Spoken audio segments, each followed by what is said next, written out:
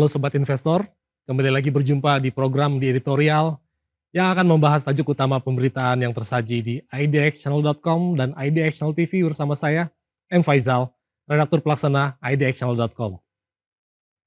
Indeks keyakinan konsumen atau IKK pada Agustus 2025 tercatat sebesar 117,2, sedikit menurun dari posisi 118,1 pada Juli 2025. Ini menandakan adanya pelunakan optimisme konsumen, meski sentimen secara agregat masih berada di zona optimis atau di atas 100. Penurunan ini bukan jatuh bebas, melainkan koreksi kecil yang mencerminkan realitas ekonomi yang lebih kompleks. Konsumen masih percaya pada prospek jangka menengah, tetapi menilai kondisi saat ini sedikit lebih lemah dibandingkan bulan sebelumnya. Indeks kondisi ekonomi saat ini atau IKE turun menjadi 105,1 dari 106,6. Sementara indeks ekspektasi konsumen atau IEK juga menurun tipis menjadi 129,2 dari 129,6 yang mengindikasikan bahwa ekspektasi tetap positif namun mulai menunjukkan tanda-tanda kehati-hatian. Dinamika di balik angka-angka tersebut cukup kontras. Komponen penghasilan saat ini atau IPSI masih berada pada zona optimis sekitar 116,9. Namun indeks ketersediaan lapangan kerja saat ini relatif lemah dengan IKLK berada di zona pesimistis 93,2. Ini menunjukkan bahwa persepsi ketersediaan pekerjaan saat ini dirasa rapuh oleh sebagian responden. Menariknya, ekspektasi ketersediaan lapangan kerja 6 bulan ke depan atau IEK-LK tetap optimistis pada 122,8. Ini memperlihatkan keyakinan bahwa peluang kerja akan membaik ke depan walau kondisi sekarang dirasa menantang. Stratifikasi menurut kelompok pendapatan dan usia memunculkan pola penting. Kelompok pengeluaran lebih tinggi seperti di atas 5 juta mencatat IKK tertinggi sekitar 120,9.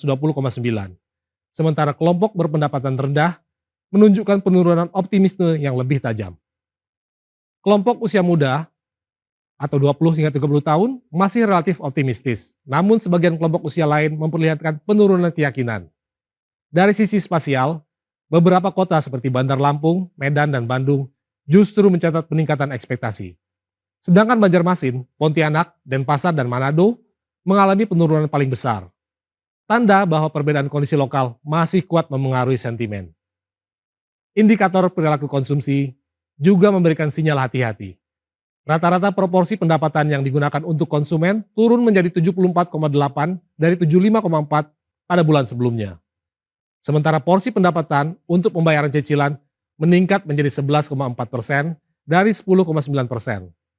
Tabungan relatif stabil pada 13,7% dan pola ini mengindikasikan tekanan pada daya beli rumah tangga, terutama kelompok berpengeluaran menengah bawah yang menghadapi peningkatan beban cicilan atau suatu faktor yang bisa menekan konsumsi berkelanjutan apabila pendapatan tidak juga membaik. Pembelian barang tahan lama menunjukkan perpecahan. Kelompok dengan pengeluaran besar dari atau sama dengan 3,1 juta rupiah tetap optimistis terhadap pembelian durable goods. Sedangkan kelompok berpengeluaran di bawah 3,1 juta masih pesimistis. Ini mengindikasikan bahwa pemulihan konsumsi barang durable masih bersifat parsial dan bergantung pada perbaikan daya beli segmen menengah ke atas terlebih dahulu. Sobat investor, apa makna makro dari koreksi tipis IKK ini? Pertama, penurunan kecil menandakan bahwa momentum konsumsi meski masih mendukung pertumbuhan mulai menghadapi risiko downside apabila tekanan pada pasar tenaga kerja dan beban cicilan berlanjut. Yang kedua, ekspektasi jangka menengah yang masih kuat memberi harapan bahwa konsumsi dan investasi dapat pulih seiring perbaikan kondisi lapangan kerja dan kebijakan yang merespons dengan cepat. Dengan kata lain, jangka pendek perlu kehati-hatian. Sementara jangka menengah tetap menyediakan ruang bagi optimisme. Untuk proyeksi ekonomi, skenario moderat tampak paling realistis. Jika ekspektasi tetap terjaga dan kebijakan makro mendukung, seperti percepatan belanja produktif, dukungan kredit UMKM, serta stabilitas moneter, konsumsi rumah tangga dapat menopang pertumbuhan pada paruh kedua 2025 dan mendorong PDB ke arah pertumbuhan moderat pada tahun depan. Namun, risiko nyata adalah penurunan konsumsi pada kelompok pendapatan rendah yang dapat menurunkan multiplier fiskal dan memperlambat pemulihan yang inklusif. Oleh sebab itu, kebijakan yang menargetkan bantuan sosial temporer, restrukturisasi cicilan bagi rumah tangga rentan, dan akses kredit bagi usaha mikro akan menjadi penopang yang penting. Dari sisi kebijakan moneter dan pasar keuangan, penurunan IKK yang kecil ini kemungkinan tidak akan mengubah arah kebijakan BI secara drastis, tetapi memperkuat argumen untuk koordinasi yang ketat antara otoritas fiskal dan moneter. Jika likuiditas dan suku bunga dikelola tetap mendukung kredit produktif tanpa memicu tekanan inflasi, bank dan pasar modal bisa ikut mempercepat pemulihan melalui perluasan pembiayaan dan peningkatan investasi.